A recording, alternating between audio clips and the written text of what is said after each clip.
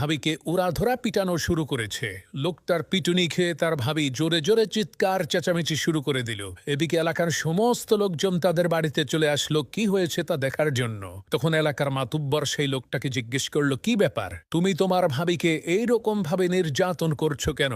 তখন সেই লোকটা বলল, মাতবর সাহেব আর বললেন না, আমার ভাবির চরিত্র মোটেও ভালো না। মাতবর বলল, আচ্ছা তাই নাকি? তো তোমার ভাবি কি এমন খারাপ কাজ করেছে যার কারণে তুমি তাকে এইরকম ভাবে পেটাচ্ছ?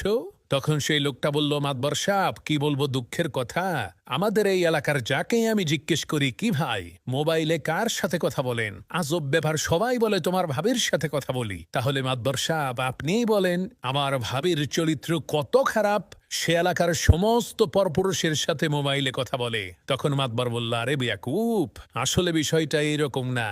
আসল বিষয় হলো ওই লোকেরা তাদের নিজেদের স্ত্রীর সাথেই মোবাইলে কথা বলে। এলাকার লোকজন যেহেতু সম্পর্কে তোমার ভাই হয়, তাহলে তাদের স্ত্রীরা সবাই তো তোমার ভাবি হয়। এ কারণেই সবাই বলে তোমার ভাবির সাথে কথা বলছে। মাতুব্বরের এই কথা